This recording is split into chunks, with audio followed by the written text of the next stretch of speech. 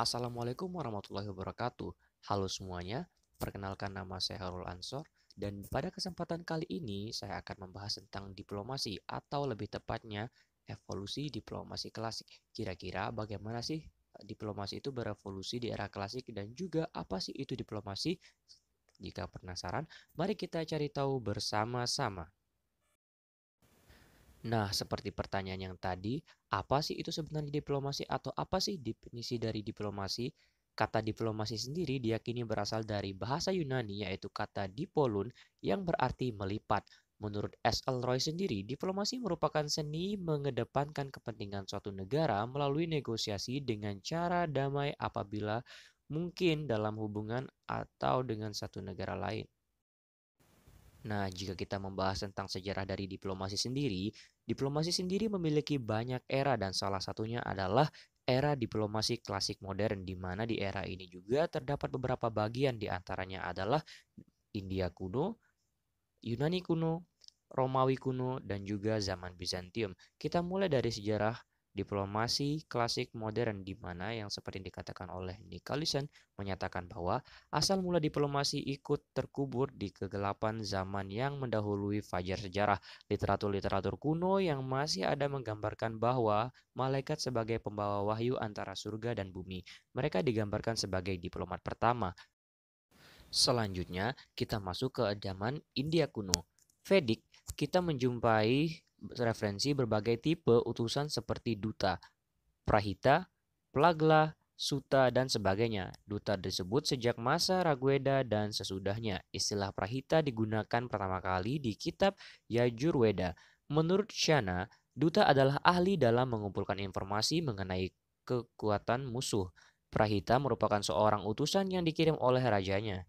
Jadi, tampak bahwa fungsi para duta yang dahulunya bekerja sebagai penyampai pesan dan utusan diperluas pada periode Yujaweda dan telah dibebani tanggung jawab baru. Setelah masa Sujarweda sendiri, utusan mulai digunakan dalam arti yang tegas. Dalam periode ini banyak menunjukkan wakil-wakil diplomatik oleh para penguasa, baik dalam waktu damai maupun perang.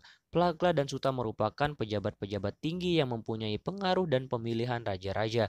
Mereka juga ditugaskan untuk membawa misi-misi diplomatik penting ke negara-negara lain. Plagla terutama berfungsi sebagai membawa pesan politik penting ke negara-negara tetangga. Sedangkan Suta melaksanakan sejumlah tugas seperti cari router, penyebar luasan informasi, dan lain-lain. Menurut Drake Mayer, di bawah Suta terwujudlah sebuah departemen diplomasi dan institusionalisasi diplomasi dimulai di India. Selanjutnya adalah Yunani kuno. Menurut mitologi Yunani, dewa bangsa Olympus, Hermes, terlibat kegiatan-kegiatan diplomatik Zeus. Raja para dewa menugaskan Hermes untuk misi-misi diplomatik yang sulit termasuk membunuh Raja Argos. Hermes melambangkan sifat-sifat mempesona, penuh tipu daya cerdik. Oleh karenanya, Nicholson menyatakan pilihan kedewaan ini mempunyai akibat yang tidak menguntungkan pada reputasi lembaga diplomatik sesudahnya. Gambaran mencapai praktek-praktek diplomasi di Yunani kuno dipaparkan oleh Thucydides sebagai berikut. Sejak abad ke-6 sebelum Masehi, warga kota Yunani melakukan praktek pemilihan utusan terbaik, biasanya beberapa orang sebagai utusan. Utusan ini memiliki tugas membela kasus mereka di depan majelis rakyat dari liga atau kota-kota lain di mana mereka dikirim untuk berunding.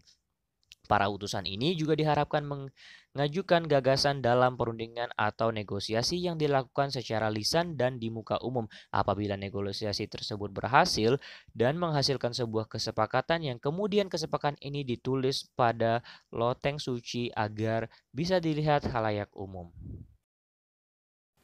Nah, untuk Romawi kuno sendiri, tradisi diplomasi dan metode-metode diplomasi serta praktek-prakteknya diserbakan dari bangsa Yunani ke Romawi. Bangsa Romawi diberi Tuhan practical sense yang baik dan mereka mempunyai kapasitas administrasi yang mengagumkan, tetapi tidak mempunyai kontribusi yang penting dalam hal seni bernegosiasi.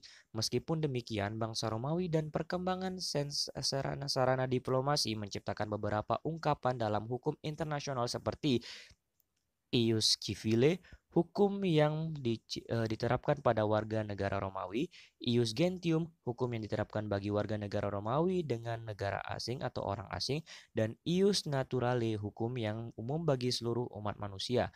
Bangsa Romawi meletakkan tekanan pada sanksi perjanjian dan menganggap bahwa perjanjian sebagai kontrak hukum dan menekankan pada kewajiban yang diatur oleh hukum itu. Apabila ada orang staf kedutaan yang ketahuan melanggar hukum, ia dikirim kembali ke negara asalnya sehingga bisa diadili di negara sesuai dengan hukum negara asalnya.